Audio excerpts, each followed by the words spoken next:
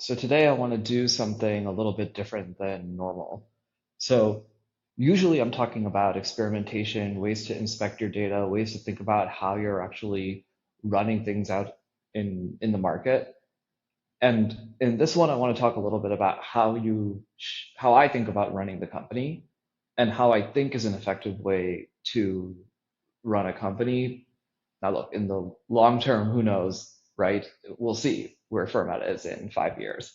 But one of the things that I learned actually first from uh, the founder CEO of LiveRamp, where I previously used to work, is you should invest in your strengths, not your weaknesses. And I have consistently found that that actually ends up driving way better outcomes than thinking about what are the weaknesses or how do you cover up your weaknesses.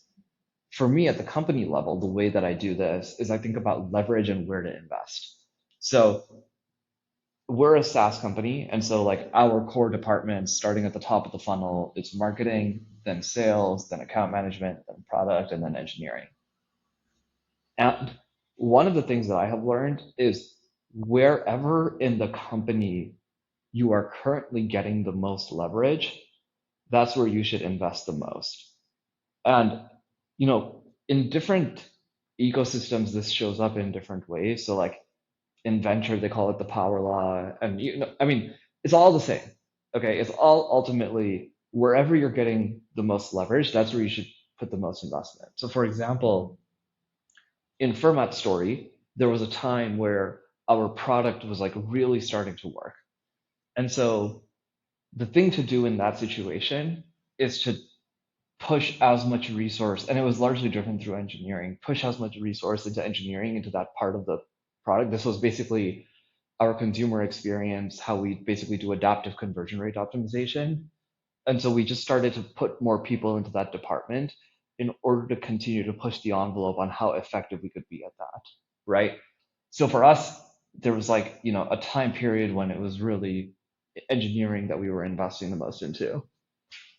More recently, it has been our marketing department where we are investing, where we are getting the most leverage. And while we're getting the most leverage, that's where we're going to invest the most into, right? And you continuously do this, and it has this wonderful compounding effect because it's not like this has fallen off. In fact, I would say that the people who are in this team are like amongst the strongest people that we could possibly hire for this part of the company. And that team being exceptional has now already driven more exceptional people joining that team.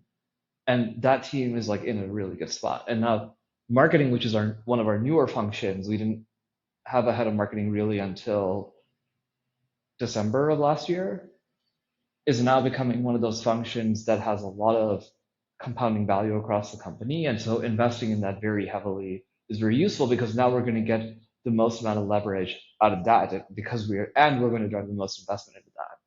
And then this will keep shifting, right? And the whole idea is that you keep continuing to compound. So then this becomes like extremely strong. I would again call it this the strongest marketing team in ecom SaaS. And we just keep doing that across the organization. There's no way you don't build an incredible organization, right?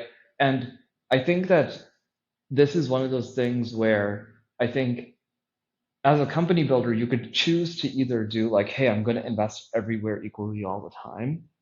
But I don't know that that's actually feasible if you're going for exceptionalism. And so I think taking this approach of wherever you're seeing the most amount of leverage at any point in time and investing the most into that area is actually one of the more effective ways to over time build an overall exceptional company. All right, let me know what you think.